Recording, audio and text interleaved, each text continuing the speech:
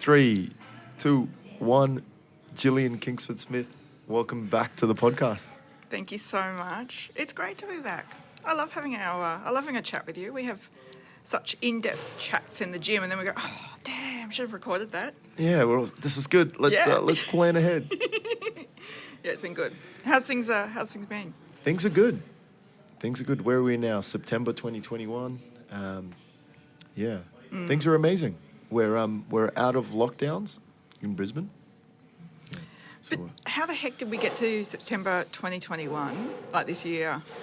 And, I'm not going to spend hours talking about this, but how it's September, I don't know. I don't know what year it is anymore. I can attest to that. So, and I wouldn't have thought I was sitting here this time. If I was sitting here this time last year, I wouldn't have thought I'd be having the same conversation sort of this time a year later. me neither. I would think that we would have progressed or come to a better place of living or a better place, better conditions. So this is your podcast, but what's been the biggest thing you've learnt over the last 12 months?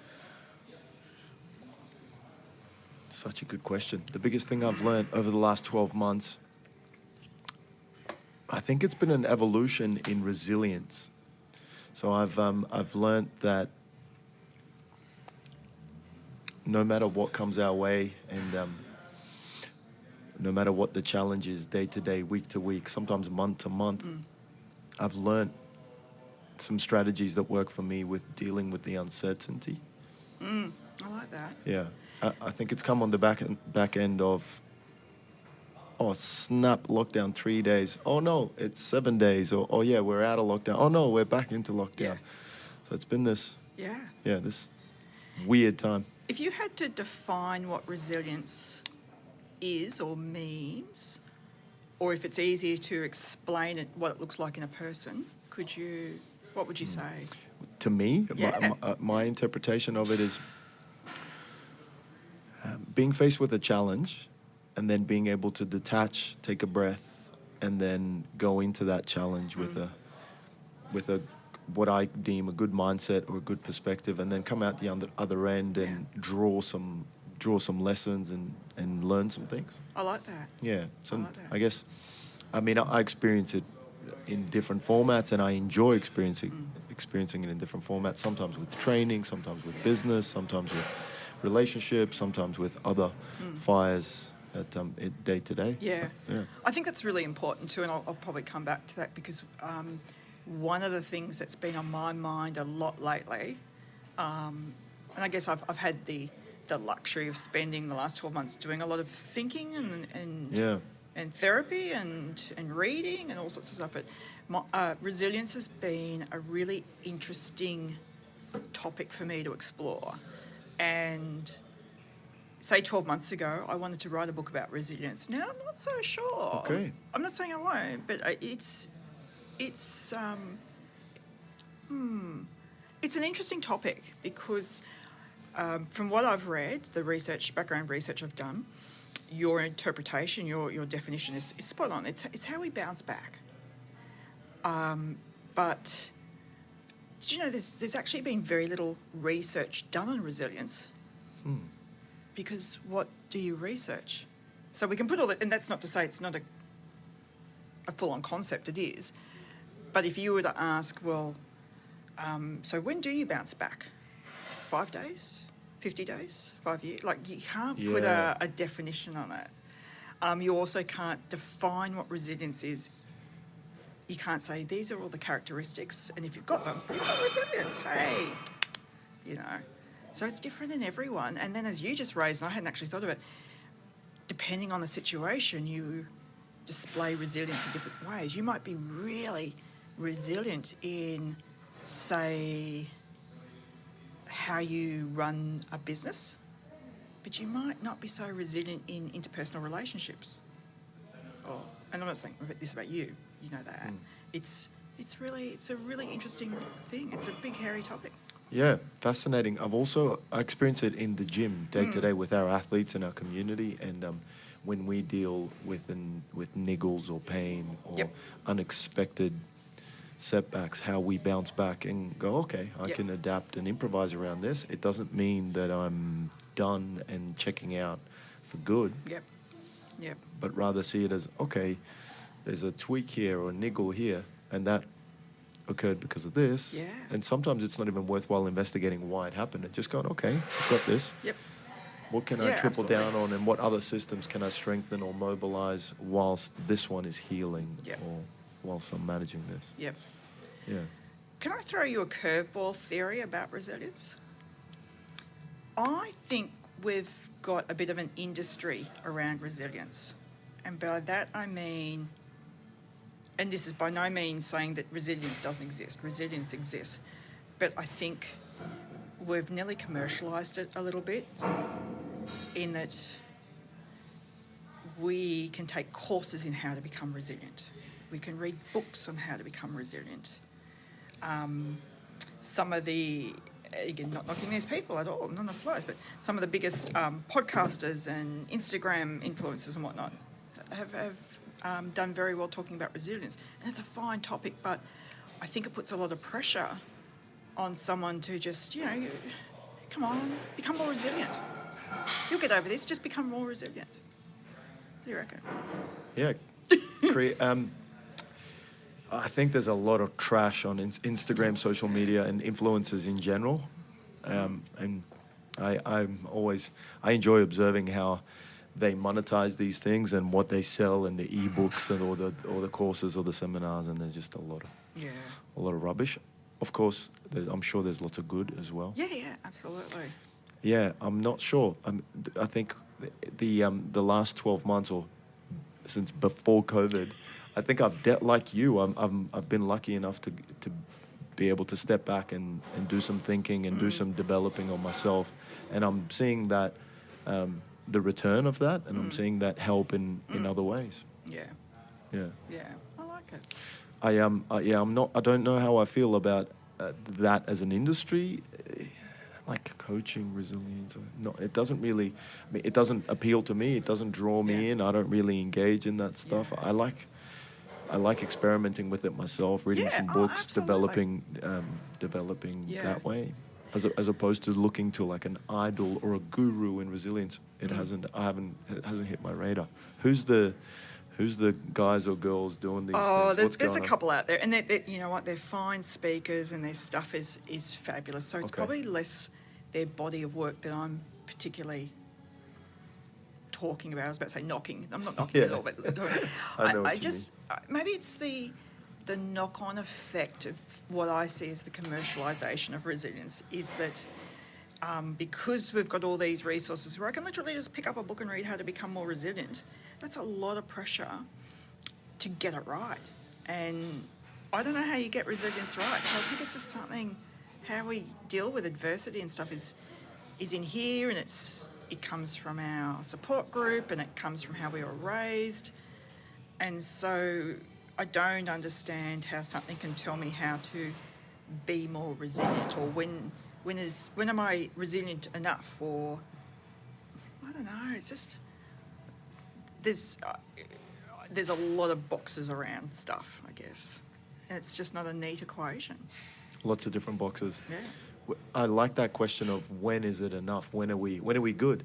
And I've found that over this period that we're discussing, it's been an ongoing journey. It's like a day-to-day practice, and I like that about this stuff, totally. because it's forever evolving. Yeah. It's like, this day, completely different challenge, but a challenge nonetheless. Yeah. It's on me how I respond to this, and what my perspective is, and how I control my emotions, how I control how this flows from here. Yeah.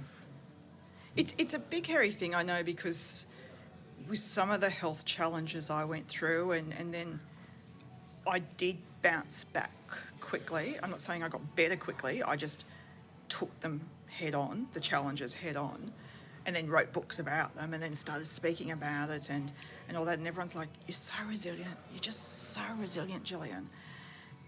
And the first time or two you hear that, you're a bit embarrassed. And then when you hear it more, I don't know, I call a bit of bullshit on it. I don't think I'm particularly resilient. I don't know that that's certainly something I'd put on my resume either. But I also just think for me, it's a really heavy expectation, and it doesn't give me any room to have a bad day.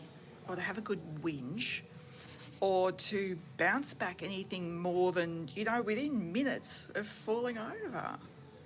Really, and that sounds really, actually, I don't mean to be, it's just, it's the expectation around resilience. I like how you're analysing the expectation and the pressures associated with it.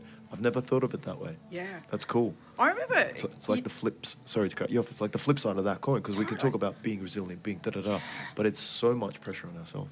Do you know what my site calls it? She calls it, you've been living with brave face for so long. And of course we all want to be brave and strong, but when that becomes a mask or a veneer, it's not great, because you're not acknowledging your emotions, you're not acknowledging that you're having a tough time, and then those around you can't see that you're having a tough time, and then because you've got to be brave, you can't ask for help.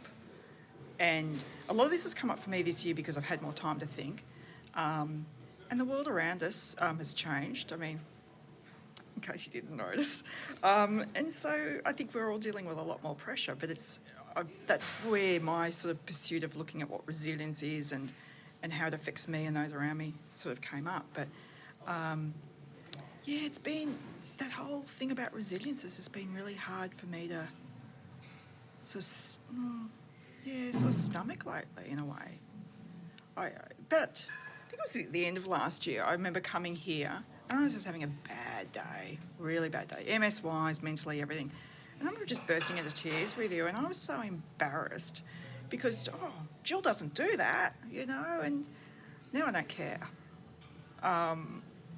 It's okay, I'm not going to burst into tears today. But, that's what I mean about the expectation and not leaving enough space and that sort of stuff. So, yeah. I see what you mean. I can see how what the therapist is talking about with brave face can be a disadvantage for us if we're forever putting this mask on or this veneer of brave face. Totally. And so, I mean, I'm talking about a lot of emotional stuff, but you would even see it in a physical way in the gym, like people probably pushing when they don't need to, I'm guessing, or taking on more than they're either ready to or can handle, and I imagine that's not always... It happens a lot more common with dudes than girls. Yeah, right. All the boys and men tend to not all, but it's more common. And I don't know whether it comes in a brave face front or an ego or pride front of until like the ego and the pride gets checked a little bit and easy in the gym, because resistance kicks you the real deal pretty quick. A dumbbell or a barbell won't lie to you and won't fluff up your ego or your brave face. It'll let you know. Well, it's funny you say resistance, because when I was thinking about things to talk about today, because I thought if I don't have a little bit of a direction, it could get really loose really quickly. And I love the loose ones. I know you do, but it's out of my comfort. No, it's not out of my comfort zone. It's like I can't help it. Want to prepare a little bit. But I admire that. That's good. And thank you for preparing a couple of those discussion points. It's not overly prepared. But, resilience was up there. Cool. And then I was doing a bit of meditation, and I thought, it was talking about resistance. Now, I know when we're talking about physical exercise, resistance is a very different word, but it's actually the same concept, pushing and pulling and that sort of stuff. But the notion of just asking yourself, what are you resisting? And I'll come back to that. But the third part of what I had was also about routine. And I see resilience, resistance and routine all actually mixing in quite well, to be honest. And if anyone makes it to the end of this podcast, you'll understand why. But, breaking it down, if I go back to resistance, seeing as I'm the one asking all the questions today, what's something that you've resisted this year? Something that I've resisted this year.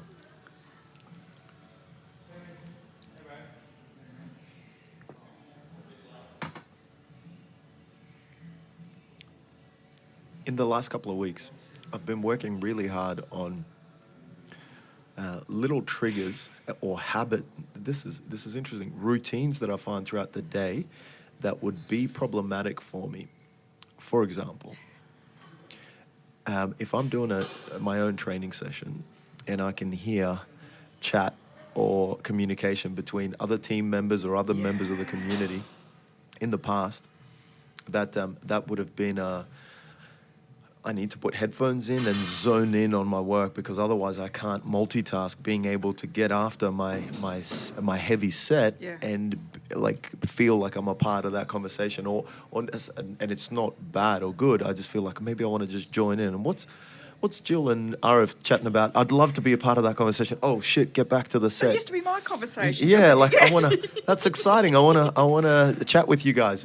Whereas in the last couple of weeks, I've become less reliant on needing to be in a perfect zone or a perfect environment to be able to be focused on the task at hand. Yep. So resisting those things that might come, or it might be a thought that pops into my head, and then through breathing, just going, okay, like forget about that. Get back to doing the best job that you can with this set.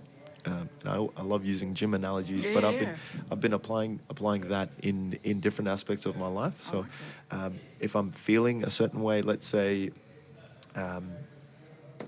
interactions with relationships or friends or family or whatever's going on, if I detect that I'm feeling a certain kind of way, I've resisted getting caught up and carried away with just going down a rabbit hole, but pulling a handbrake. Yeah. And that breathing book is making a big difference, because I'll then take a couple of breaths and then go, oh, okay, like, why am I feeling this way? Or what does that mean to me? Or should I give a damn about that much? Or should I care a little bit less and focus on something else? So I've resisted going down rabbit holes. What have you resisted? What do you think? What have you resisted? I have resisted letting go, which is really very similar to you. I'm just saying in a different way. Okay.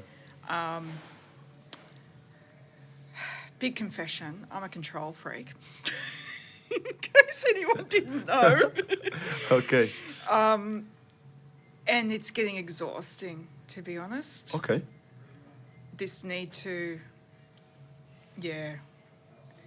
I need to let go more. And it's very similar to what you were describing, say, with any sorts of friendships, relationships, interactions, those sorts of things. Mine's across the board, so I'm just using that as an example. But it's letting go of the things that I would normally workshop in my head for hours at a time to try and sort out and come to a conclusion, and then go and address the problem. And because I was raised that it's still a good way of dealing with things. But if you've got something that you want to work out, confront it head on. I think keeping a tight control on things was something I need to do with MS as well, even though MS doesn't give you really any room for control at all, because it's completely out of your hands. So I don't know why I've persisted with that. But letting go has been really, I'm not good at it. I'm only just starting to try doing it. But it's more just, for me, acknowledging what I'm feeling. So it's not letting go doesn't mean pushing it under the table and going, she'll be right. It's more like, oh, that really makes me angry. And it's okay to feel angry. Probably don't need to deal with it now. Move on. Or come back later or something like that, Nice. So, the resistance, I think, too, with COVID, and I don't mean to make everything about COVID, and certainly our conversation is not about that, but I know I keep referencing it, but it's what we're living in, and I have great concerns for mental health as we go forward, across the board. Not just mine, everyone in the world's mental health. But I think, where was I going with this? Acceptance, resistance. We started chatting about resistance, resilience, and there was another R. There was three R's. Routine. Yeah. I'd love to continue chatting to you about, about mental health and COVID, because right now in the landscape and in our media, I guess all of the things that we're absorbing paper, print, etc. in the community. Nobody's talking about mental health or the side effects or what's actually going on. Every now and then I see a little article pop up online, but it's minuscule compared to everything else that we're discussing, and it's very concerning. It's really concerning. Yeah. So, our lives are not going to look the same, and this isn't. I'm not trying to scaremonger or sound like it's a pit of doom, because Yeah. I've looked at the last 12 months as an incredible opportunity to take the time to delve into topics like this and whatnot. And I can sit here, and I'm not ashamed of saying I have really bad days and really bad mental health days, but I also know I'm going to be okay because I've got some tools in my kit to process them a little bit and all that sort of stuff. But I really worry about what's going on out there and how we're going to bounce back from some of the things that people are going to stumble and trip over and whatnot.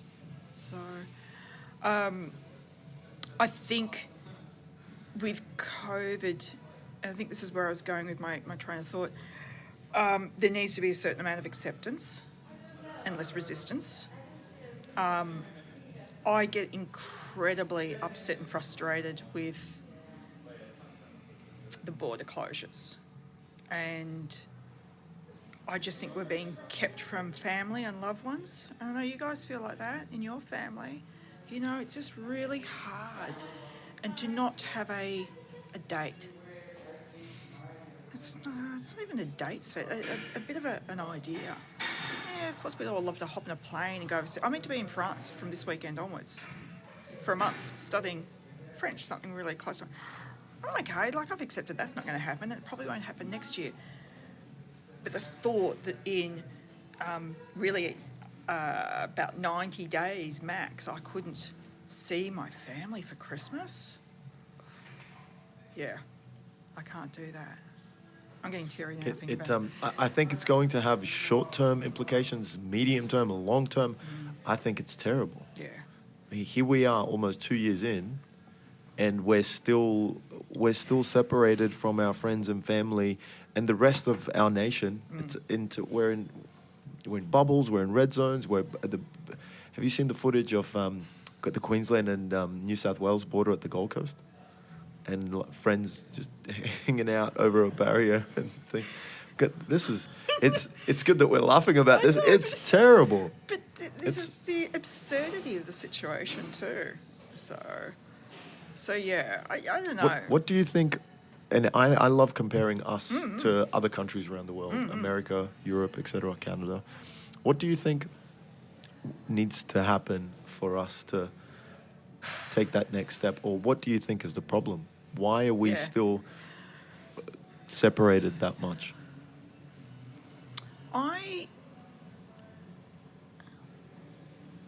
It's really interesting because I could rant on about this forever, but I've never thought once about, well, what would you do to fix it?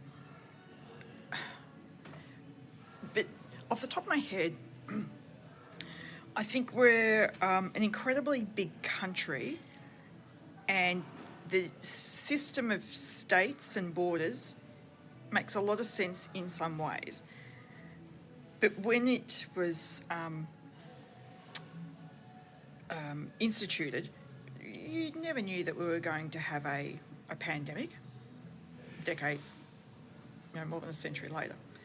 And so we've got, I now see that we've got fiefdoms around Australia. We used to call them states, but now I see them as fiefdoms. We've got these little mini rulers in each of the fiefdoms.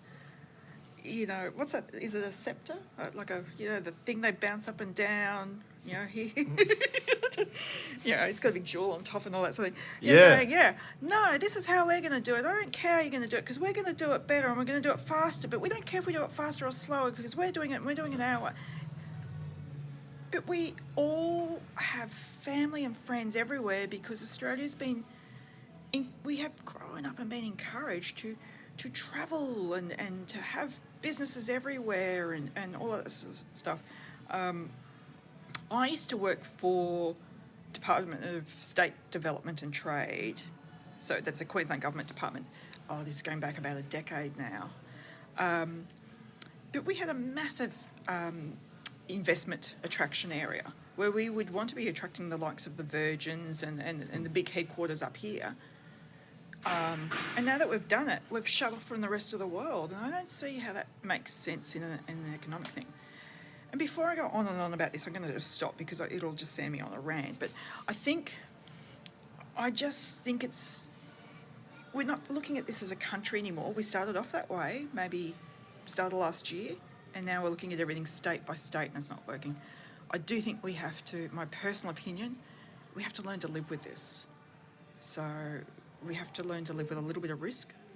I actually really admire what New South Wales is doing. It must be bloody frightening, but I think we need to start living with a bit of risk in opening up and getting some normalcy back. So I think so too. What's New South Wales doing that you like? What are they doing with opening up? And well, they've said that they will open up at a certain point. So Okay. when you get to a certain vaccination rate, we keep moving that goalpost up here in Queensland. Okay. I find that incredibly frustrating. Our goalpost is blurry. She's not even giving us that. Yeah, I know. Okay. Whereas they're focused on, okay, all right. And then as you see the numbers creeping up, it's like, yeah, everyone's on board. We can do this. And then they're starting, I think it was a week or so ago, it was like, well, now you can go in slightly larger groups. And then they've started putting a layer of, now you can do a little bit more, but you've got to be at least one jab. And then if you've got 2 vaccinations, so if you're double vaccinated, you can do even more. And they're starting to show how you can live with it if you get vaccinated. I don't think it's even personally, and this is really contentious, I don't even think it's a conversation about vaccination anymore. I think people want to get on board with that. But what we're seeing in Queensland is, why would you bother getting on board? Because the freedoms, which is ridiculous, we're using terms freedoms haven't been spelled out to us. So what have I am double vaccinated. I had my second vaccination back at the start of June. And that's why it's been a longer drawn out period of frustration for me, because I thought once I did the right thing, once I did that, I would start experiencing some freedoms. Nah.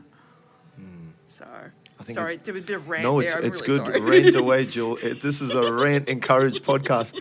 It's all good. Yeah, I think we're definitely experiencing, like, I think we've gone from very little. This environment that we're living through, it's zero freedoms. That's how I feel, and then it's being drip down to, okay, now let's do this, now let's do this. Yeah. And I think that drip feeding back of the freedoms is very concerningly slow. Yeah. And not enough has been returned. Absolutely. And I worry whether it will, or how that landscape will look as we as we know what the goalposts are, and then as we approach closer to our goal. It must be very frustrating as a business owner,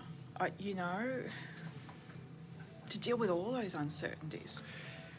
Yeah, I feel lucky because I'm not. I worry more for society and our community as a whole, and where we're going with the Australia that we all know and love, and our home. And I worry that everything that we're experiencing. I mean, I'm optimistic, and I hope that we very quickly get back to the Australia that we all love and enjoy. Yeah. It's not these borders. It's not this lack of freedom, or freedom being returned, or it's very weird. It is weird. We're in a very weird time. The third R is talking about routine. Routine for me has always been sort of important, but it just sounds so boring. But when I started looking at resilience and resistance a couple of weeks ago in a bit more depth, I had a bit of a think about how I need a circuit breaker, because I could see myself just getting a bit down about everything, but also slipping in, it's not slipping into some bad habits, but if anything, probably feeling quite isolated for a lot of reasons. Look, all sorts of things, but it's like, okay, you just need a circuit breaker. And I remember it so clearly. It was a Sunday afternoon, and and maybe this is part of resilience, going, well, how do, figuring out how to bounce back. But a thought popped into my head, and I remember a really good mate of mine mentioning about 4 years ago, and she's a pocket rocket. She's always up to date with reading and great ideas, and she's just one of those. Yeah, she's a bit visionary, I guess, is how I describe it. And I was over visiting her one day, and she goes, I'm doing the 5 a.m. club thing. And I'd sort of heard about it heard a bit of media, and I'll go back and explain it in a second, but I just remember looking and going, you're batshit crazy. Like 5 a.m., like 5 a.m., oh, God, no. Like, I don't sleep in, but like 5 a.m. to me is just, no. It's when all the crazies get out and about like myself. the rest of our gym gang. Yeah.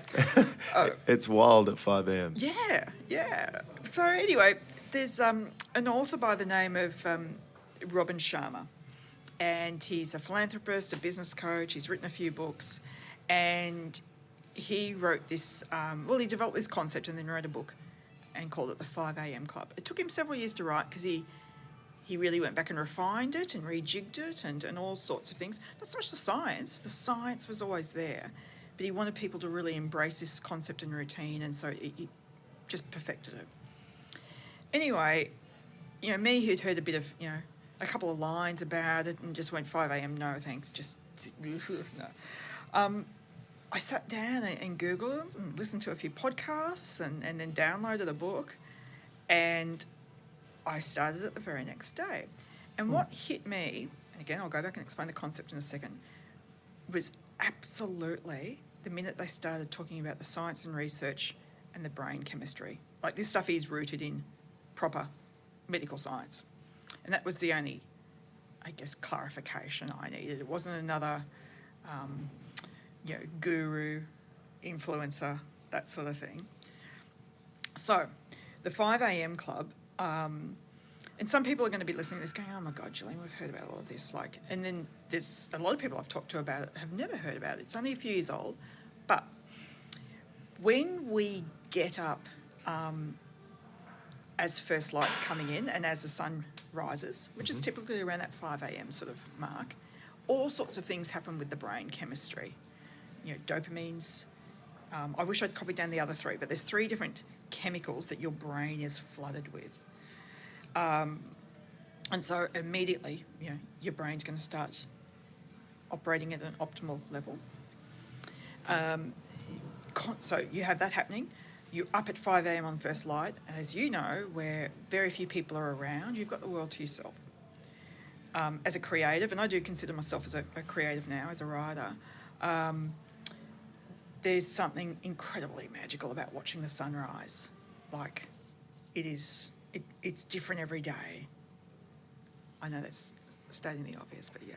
But the light and the silence, and again, that having the world to yourself, then you get the heart rate up. So I'm probably skipping around a bit here, but so getting up is the first 20-minute block that you do. Get up at 5, do some exercise, or do something that gets the heart rate up. For me, it's walking. It could be Pilates for someone, but it's just do something that you are seeing the sunrise and you're getting the heart rate elevated. Second block is another 20 minutes, and that's coming back from having your heart rate elevated, and doing some sort of reflection or something a little bit spiritual. So it could be journaling, it could be praying, it could be meditation, but it's your quiet time to sort of think what's going on in my brain. Third block of 20 is a time of enrichment where you might listen to a podcast. You might read a productivity book. For me, I sit down and do 20 minutes of French homework every morning. It's because French to me is enriching. It's getting my brain thinking in a different way, all that sort of stuff. So Robin Sharma calls this the 20-20-20 rule, and that's the foundation of the 5 a.m. Club. So he believes that people who follow this routine probably achieve more in the first hour of the day than 90% of people out there. Wow. And it was a circuit breaker I needed to just feel different when I woke up in the morning. And then it sets up the rest of my day to go, I've achieved something. I've gone out for a walk if nothing else happens today, I have done some sort of exercise to get my heart rate up. Similarly, I've done my meditation, and again, I've done my French homework. So I've done 3 things that are really important to me because they feed into my values. And I know there's some really good stuff in one of these books about values, just good one-liners. But when you start matching everything up to your values, you start living authentically how you personally should be. Sounds very powerful. I like that. 20-20-20. 20-20-20. The first 20, see the sunrise, get your heart rate elevated however you want to move. Yep. The second 20, allow your heart rate to recover, calm down, and it's more spiritual, so it's meditation or journaling, praying, reflection. Yeah, call it reflection, yeah. And the third bit is something... like enrichment. Okay. So if you want to sit down and listen to a podcast, okay. if you wanted to, read about resilience or, I don't know, but something that enriches the brain, that gets the brain thinking in a different way. And like I said, for me, it's because my reflection time is a little bit meditative, a little bit journaling. Mm-hmm. And so for me, the enriching is furthering my French studies. So I'm learning. So, yeah, that third part should be learning. That's probably a good way of putting it. Enriching, learning, that sort of stuff. So try and stay away from devices in that hour.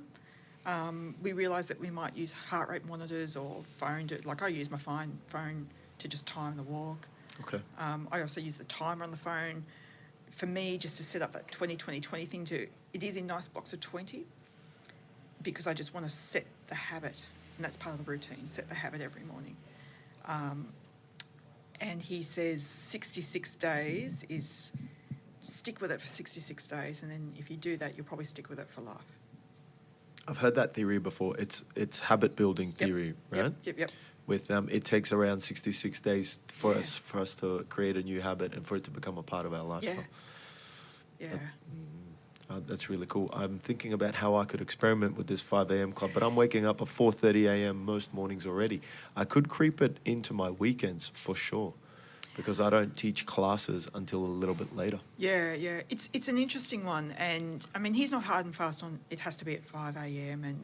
and a friend of mine, and I said, it's just a 20-minute walk in the morning. She said, why wouldn't you do it like an hour? I'm like, well, I guess you could. It's your routine. Okay. But for me,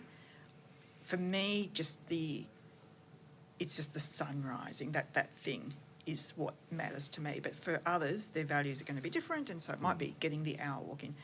But if you're struggling with trying to find time to do all these things that you say you're going to do, this is one way of reclaiming your hour. Have I had to make other adjustments? Yeah, absolutely. I go to bed a bit earlier to get up at 5. I think the first 3 days I turn the alarm on. I don't turn the alarm on now. I just wake up naturally. And now I miss it. I've missed it twice. I've missed doing it twice. Are you doing it 7 days a week or 5 days a week? I'm doing it 7 days a week. Oh, wow. Okay. I want to. How many days into it are you? Are you past 66? No, I'm into week 4. Oh, okay. I can't imagine not doing it. Nice. And that's, again, the girl who's like, 5 a.m, are you I'm just trying to think. I haven't noticed you looking sleepy or tired. If anything, you look fresher. I get so much done before... Okay, so I train here a couple of days a week at 10:30, and I get so much work done between, say, 6 a.m. and 9 p.m. that I can then take the afternoons off or indulge in other projects or whatever it might be. And that's... So the 3 hours of work I get done between, say, 6 and 9, I've already done my hour of the 20-20-20 routine. And so if I'm a bit tired in the afternoon, I'm not making excuses to not do my French homework or not do a bit of reading of one of my books or something like that. And I'm happier because I'm less frustrated at myself that I'm not getting stuff done that matters to me. It's been really life-changing for me. I'm going to experiment with it. Robin Sharma. Sharma, Sharma. Okay. I'll pop a link to you that you can pop into the podcast. I'll suss it out. And then my preferred way of doing it is just throwing myself into it and giving it a crack. Yeah, I'd love to play it's around. Interesting for you, isn't it? Because your first session here is at what time? 5:30 start. Yeah. Yeah. So I mean, coming into this time of year, for first light is starting to get to right on 5 a.m. and over the next 2-3 months it'll be in the 4 a.m. part, not at 4 a.m. but the sun I think rises at the moment at about and what are we? It was September. It rises at 5:40 or something like that. Okay. So I've got 5:41 as sundown. Yeah, right on the money, Jill. So it'll be 5:40. You've been tracking this. You know these things. Okay. I am wholly committed. Like I said, you worked for me and it just hasn't been an issue, but it's made the biggest change. So, but how would you adapt it? I think it's just... I think coming into this time of year, you might be able to manage a little bit of just having that sun coming up and all that sort of thing. But then how do you get the other parts in? I don't know. I'll be interested to hear how I've been experimenting with some downtime that I've had during lockdowns. More walking in the afternoon and watching the sunset. And I've felt amazing. Maybe you just reverse it all then. I don't know. I hit a period of about 3 weeks where I was walking most afternoons around that 4 p.m. mark, and then just enjoying watching the sun come down, and same thing, sort of walking. And when it starts to become therapeutic because you're just walking and you're outdoors, fresh air. So I think it has reflective properties by default. I would think so, yeah. I find on my walks in the morning, I've always been pretty attentive to stuff, but I'm noticing more. The flowers, just like, oh, look at the petal of that. And that's partly reflective and meditative as well, because, again, it's part of acceptance, it's part of acknowledgement, it's part of all that sort of stuff. Because when you're highly stressed and all that sort of thing, you start losing that capacity to tune in to small little things, because you have to work at 100 miles an hour and and you stop breathing, as you would know, and all that sort of stuff. So the walk is that time to just breathe and notice and not do anything other than walk and look at stuff, Yeah. That stopping breathing is a big one that I've been resisting. And I've now that I'm in tune to it, I catch myself out throughout the day and I'm getting better at, don't stop breathing just because your mind's going to this bushfire or this bushfire or that spot fire. Yeah. Breathe through it, and then it's improved so much. But that's all come on the back end of the James Nestor work that I've been... that I've been diving into. His book is called Breathe, and he talks heavy about nasal breathing and and how beneficial it is for our performance and our health. But it'll be the next one for me then. Hey, should we have some rakia? Yeah. This is your first time trying I'm rakia. excited. The original Serbian tequila. Now I'm scared. I think this one's... You should have just said Serbian Scotch, and I might have been... Serbian Scotch. Well, it's brandy. It's perfect. No, I can do it. It's right down your alley. It's had fruit brandy. Some pretty dodgy experiences on tequila when I was a lot younger. Okay. Yeah, no, we won't. No, it's not podcast. Clubbing times. No, it was on the train actually. So I have no idea. That's a lot. Okay, that's a decent amount. Normally, I have a shot. I have a shot glass and I pour it in. So I think that's probably 2 standard ones. This one's made out of apricot. I love that. I'm pouring it like it's whiskey. It's not. It's not whiskey. Boys, who's having rakia? Anyone? Jojo. Callum. Right, Michael. Ryan. Chill today? Chill mode. Oh, man, you boys changed. Wow. Cheers, Jill. Cheers. Happy Friday. Happy Friday. It's, yeah. Oh, wow. I just realised how much I've poured. It's real easy drinking stuff. Only, it's all right, I can leave my car here and come down at 5 a.m. and get it. Yeah, it's only like 40% or something, so, easy. Oh, that's really amazing. Get out. That is really, really nice. Yeah, made out of apricot. You can smell and it's 100% apricot. Yeah. All right. Now I'm going to get creative wrapping all this up. Okay. Well, no, I'm not. I'll let's need go. your help on this. So, resistance, routine, and resilience. is it something we could package together? Does it need to be packaged together? But maybe not. I don't know. Is there anything else you want to talk about in there with those sorts of concepts? I'm big on routine. I'm big on habits. As I help a lot of members of our community transform their health or transform their physique, it can't happen without routine and habit building. The more that I research how to help more people rebuild their health, rebuild their performance, rebuild their physique, the more I realize it comes down to habits. Yeah. Values is up there as well. Yeah. Actually, maybe this is good. I'll read this little thing about values first, because this was a great. That was just here. Okay. We all know what values are, but I'm just going to give you a bit of a. Sounds good. Values act as a measure of how well we are living, not in terms of right or wrong, but in terms of alignment with what we know is important deep down in our hearts. They show us where we stand firm and where we can be a little bit more elastic. While values are ongoing ways of being, goals are the things we can complete in support of living by our values. So I like that. Goals are the things we can complete in support of living by our values. Yep. Okay. Yep. And then I segue into, I know you and I have talked about it a little bit. Have you had someone else talk about this book? No, I think it's just you and I that are obsessed with it. Yeah. Yeah, it's good. Yeah. Like you can see for my copy, there's very few pages that aren't, and I don't normally go through books and mark them up, but there's, and all of these highlighted bits, I've then transcribed into the notes section of my iPad that whenever I need a bit of a kick up the bum. Oh, cool. I pick out I could pick out, like literally, anything I've highlighted is just a brilliant one-liner. The key to finding and fixing the causes of your bad habits is to reframe the associations you have with them. And none of this stuff's rocket science, you know? Anyway, habits. Oh, this is one of my favourite.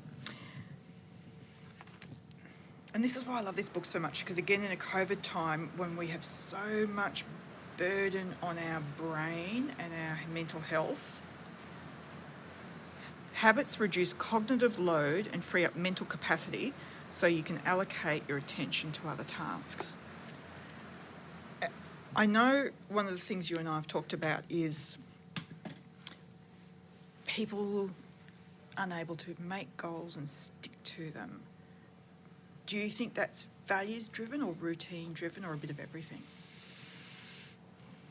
I think, in my opinion, it's a mixture of values, goals, and routine. But I'll reverse engineer this, because for a long time, you and I, with our exercise physiology training sessions, we were doing one per week, and it was a level that we had reached, and we were soldiering on with one session a week, and we were getting health benefits, we were getting results, we were getting performance markers in the gym were improving, balance, strength, function, etc. And then at a certain point, you unlocked a new level, which was being in the gym 3 times a week. And then very quickly, I saw you unlock more and more results, more and more strength, more and more function, more and more performance. So I think that in itself is a really interesting one, because for you it was I remember back in the day when we were at one training session per week, that was the perspective. Our perspective on it was like that's the level that we're that's at, where it's at. and that's where we stayed. Yeah. We're not ready to ramp this up, Yeah. and we were content and we were happy with that. But then together we were like, well, why don't we unlock more and gain even more? And then when we went to 3, that's where I really saw you go thrive even more, from just surviving and managing to thriving with living with MS.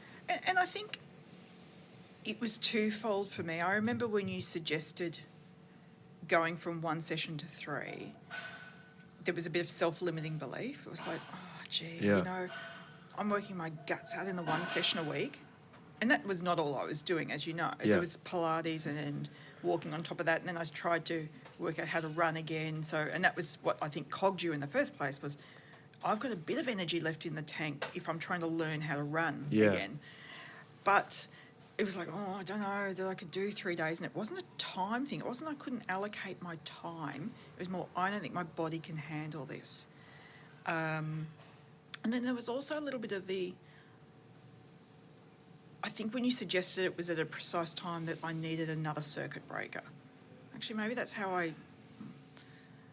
maybe that is part of me letting go and I'm not realising it. But I needed, because, you know, the circuit breaker with the 5 a.m. club, back at the start of the year when you suggested ramping up the EP a bit here, well, significantly here, it was a circuit breaker for me. And there's been some trade-offs. I mean, I'm feeling it. My energy's better, but I don't have more of it, if that makes sense. And that's just a chronic illness thing. People get that. The energy that I do have just feels really great, and I love it. I've got a bit more of it, but it's not like I've unlocked a big hidden chest of it. I've still got to be really guarded and careful with what I do have left in the tank, so to speak. Protecting our energy. Yeah. But again, it aligns with my values. My number one or number two, I can't quite work out, and I've never gone through and ranked my values, and I don't know that you actually should be doing that. And I'm also not a psychologist. I had a really hard time trying to rank some values last time I was chatting with them, didn't you? our community member Eleni. Yeah, I had a real hard time picking. So you did rank I had to pick 3 out of a list of amazing. Yeah. Those lists are hard though. Oh my gosh, yeah, it was really hard. So did you have to actually rank them 1, 2, Yeah. 3? Oh wow. Yeah. I think I could. I forget. I think I ranked my health above everything else, and my reasoning was if I'm looking after my health and my wellness, then I can do a better job of looking after my family. Totally. And then the next thing that was important. I know because I've been going through this practice for about a year now of really delving deep into some of those values and how I deal with them in both good ways and bad ways. But health is always the first one I will write about. I know it sits. So I think it's number one.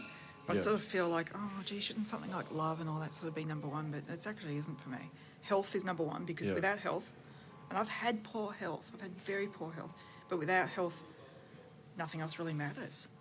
And for me, health is physical, emotional, and mental health. Yeah, they're all the 3 healths, aren't they? Yeah. So to ramp up the EP here was just a bit of a no-brainer, yet I hadn't really ever thought about doing that before. So I've got members of our community and my friends and family that know and understand that exercise is good, and they know and understand that exercise is needed for them to achieve their physique goals that they're after, or for them to manage their health that they're trying to manage. Most of the time, they want to look better and they're not comfortable in their own skin. They'll go out to a social event and they hate how much fat they're carrying. They don't feel comfortable wearing their nice clothes, don't fit as well as they did, and then they get mad and cranky at themselves. And they know that training and starting their exercise journey is important, but they can't, for whatever reason, and I'd love to explore this with you, they can't make the transition from 0 to 1 or 0 to consistently doing 2 or 3. What's your thoughts on that? And this is, you and I have done a series on this that's going live at the moment with different excuses, and we hear, I don't have enough time at the moment. I'll get to it. It's important to me, but I'll get to it when I have more time. I don't have enough mental capacity. I'm too stressed. I'm too stressed right now, or I'm too busy looking after the kids. I've got kids now, and all my time's gone. I can't do it. I'm sick today, and also we've got 20 of them. I think we've got 22 of them or something like that. It's interesting. I had a feeling you'd ask me about this today, and I was thinking about it last night. Is it a disconnect? I'll just call it for that for now, but between where you want to be healthy, but you're not, and I'm using healthy again as that umbrella term, so whether it be exercising, Yeah. eating well, looking Yeah. up, but all sorts of ways of being healthy. Well, sorry to interrupt. I think the average Australian, I think we all know that Yep. that we make gains from moving or exercising or eating well. Yep. It's not you don't have to be a neuroscientist to figure out that moving is good for you and eating healthy is good for you. I still think it's a misalignment with a value, and I'll tell you why. Okay.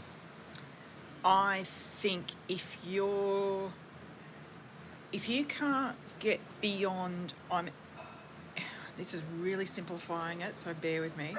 If you can't get beyond, if I exercise, I'm going to look good. That's not a value. That's a characteristic. That's yeah. Don't know what you'd call it, but certainly not a value. When you really truly value health, you'll be doing it for far greater things than just looking good. And don't get me wrong, I mean, I exercise because I want to try and look vibrant and good and not dead. Really. Yeah, and just stay upright. I mean, again, you and I have had this conversation. I just want to be a healthy human. But when you're exercising and you're not truly aligning it to the value you're placing on it, then it may well be short-lived or, You might not make it to the 66 days. And that's what I see most of, is they'll kick it off for 2 or 3 weeks. Yeah. Boom, Yep. gone. I'm sure when I was flicking through this, I found something before. I'm not going to find it and I'm not going to hold you up, but values aren't something that there's no time frame on them. I wonder where, it was really good what I read on that. You don't start being healthy for a time frame. I think that was what I was trying to get to. Okay, yeah, like being healthy isn't a goal that you hit for this summer to get shredded and look good for the beach. That's not really a health goal. No. Okay. Yeah, and I think that's where I started throwing around some of the thoughts of, good health isn't a matter of luck. Yes. That's my theory on why people stop or don't quite make their goals, is that they haven't fully aligned it to a value. Okay, so I'll play devil's advocate for a sec. Mm-hmm. Say one of our friends, that's their goal, is they want to look good because they're sick of feeling fat and looking fat, and that's their goal. Mm-hmm. What would you suggest their recalibration of values or how they could explore to actually pull it off, That's an interesting to one. exercise consistently or to kick off their journey? What do you think? I think if a friend came to me and said, Jill, I'm so tired of trying to pull these jeans on and they don't fit and just I'm really uncomfortable when I go out. I'm like, yeah, I imagine that would be uncomfortable. But do you feel unhealthy? And if they didn't feel unhealthy, yeah, I'll keep the conversation going, but I've got a harder and a different conversation. But the answer is no, then I've got something to work with. And to take, for me, the conversation away from an image thing to imagine if you had this energy, to do this, and this. And if you were, that energy will create more time and less disease and all sorts of things like that. So you're probing for the health Yeah. markers. Okay. And you know what? The knock-on effect of that is that you'll be buying a smaller pair of jeans, in a couple of months. I think if they're already going off in the direction of, I want to be disease-free and all that, they're actually going to start caring less about the size of the jeans they're wearing anyway. So, but, not everyone drives like that. Some people, it's incredibly important to look good in jeans, bikini, whatever. And there's no judgment here. It's more, if that's your value, then stick to it. Do you really, is that incredibly important to you to do that? And if so, why are all these excuses to not strive towards it? Okay, here's a good example. If I am entering into and get my terminology right here, we used to call it body sculpting, but is it figure sculpting now? Or? Yeah, all of the above. You could call it body sculpting or bikini modeling or bodybuilding fitness shows. Or, Well, there's not a lot of leeway there to not be hitting the gym, getting the diet right, all that sort of thing. Whoa. Because okay. your value is around competing and doing well in it, I imagine. Okay. Yeah. You're not convinced. Well, if I think, yeah, I see what you mean. Like, you can't have a physique to step on a bodybuilding show if you're not committed. That's your value. You've made your bed, so to speak. You gotta. So I wonder if the value then is not health, it's being committed to. No, that's an action.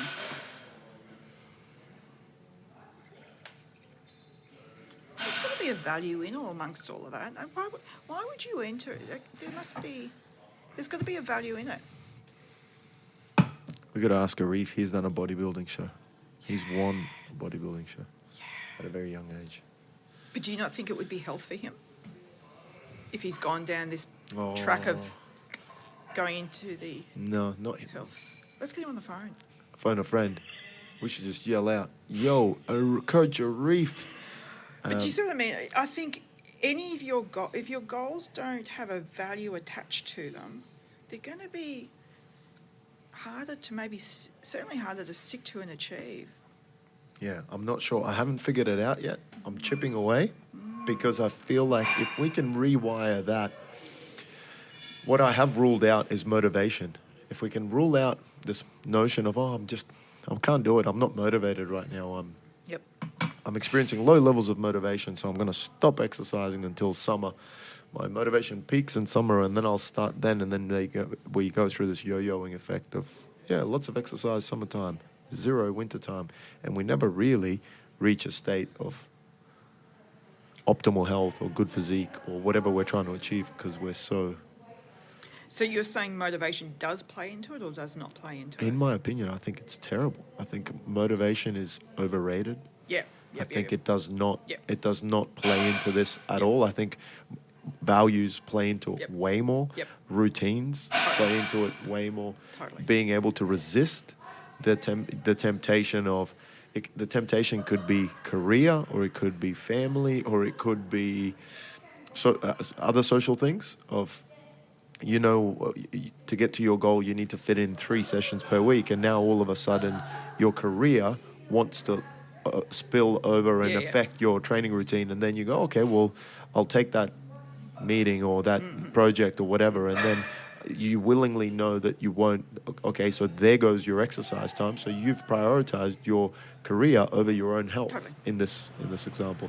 And that's a goal again. Yeah. Or a breakfast with friends when that breakfast is in the middle of when your regular routine training session is. And if you miss that training session, you're not going to come in at 5 a.m. to do a catch-up or an afternoon one. So you just write off your exercise session.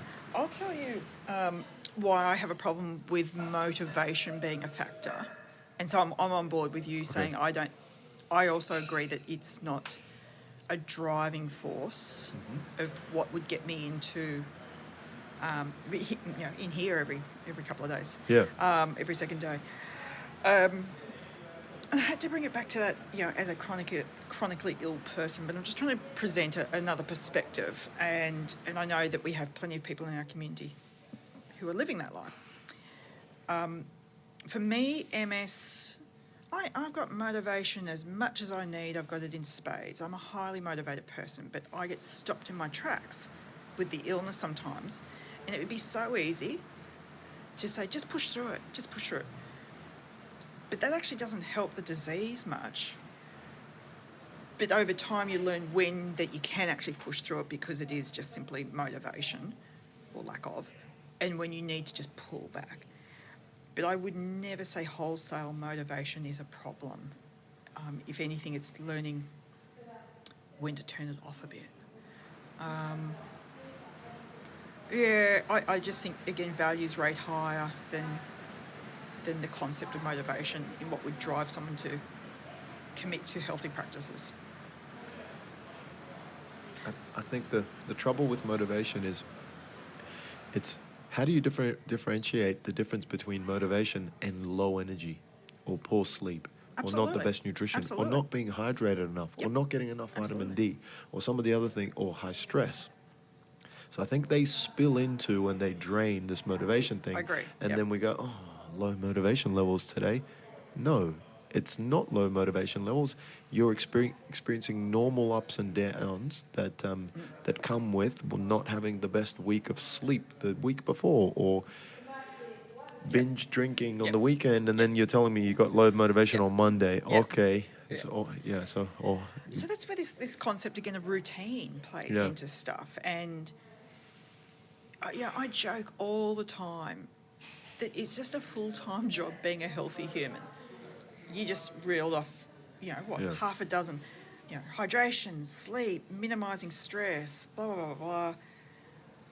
They're all small activities we've got to do, but we've got to do them. Many of us don't. But there's just so much to remember. And I sit here and I feel like an absolute idiot even saying that. It is hard to remember to do it all sometimes, but when you do get that routine and put it all together, motivation's just not a factor, I find. Yeah, all of this other stuff trumps motivation. Yep. It's not as major. But the average Australian and the feedback that I hear from the community is the motivation is real, and a lot of us cling to motivation foolishly, I think, because we haven't broken it. I don't know. We haven't broken it down. I'm shrugging because I understand what you're saying entirely. I just can't wrap my mind around how someone would feel like that. And again, I get what motivation is. I am motivated to do stuff, but it's never been the thing that makes me decide to do something or not. It's, again, I go back to being values driven more so than being motivated. Yeah. And it takes a bit to sort of differentiate between the two. There's a little bit of deep thinking to do there. Yeah. Makes it easier when you do know your value. I would think that most people couldn't name their top 3, top 5 values.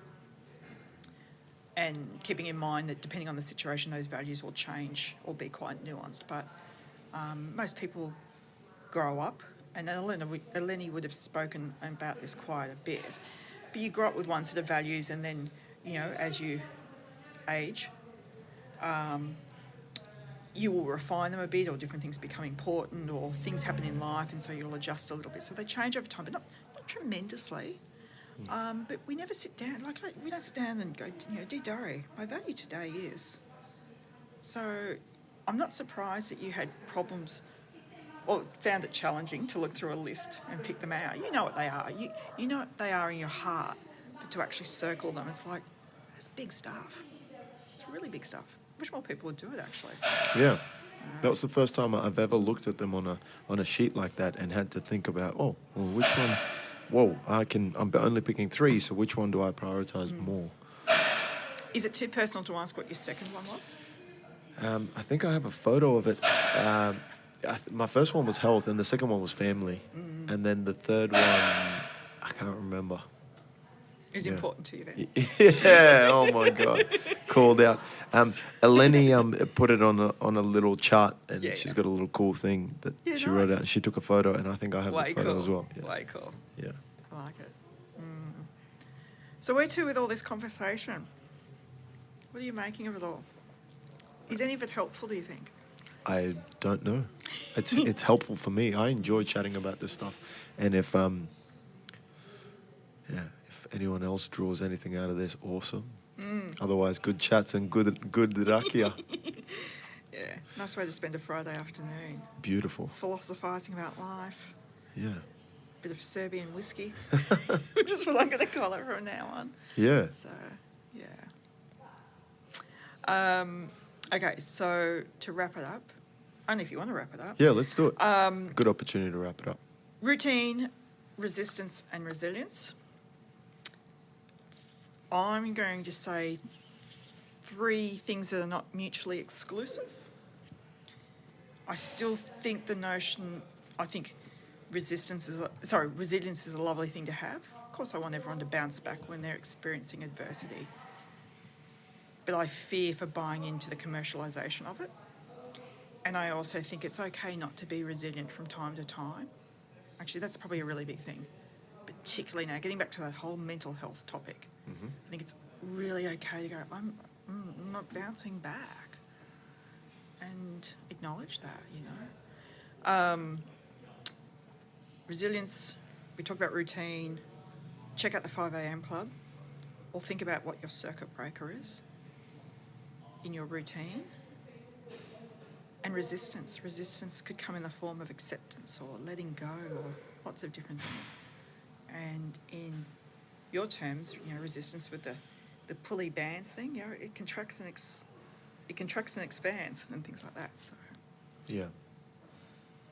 see, now the Rocky's just taking over. It's awesome. Very nice wrap up, Jill. I think so too. The really big ones there for me is with the current status of everybody's mental health. A lot of members of our community are living with compromised mental health, and that's okay. Yep.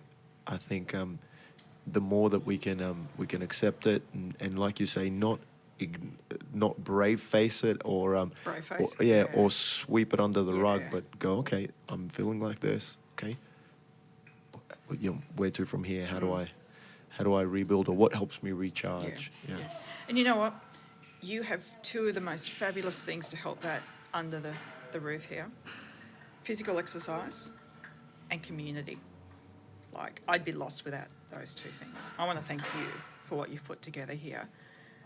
But if, in my experience, when you're having a tough day, right through to experiencing some poor mental health, physical exercise and knowing that you belong in a community, that you've got someone you can just hang out with. You don't even have to talk about stuff, but you've got somewhere to come and have physical contact.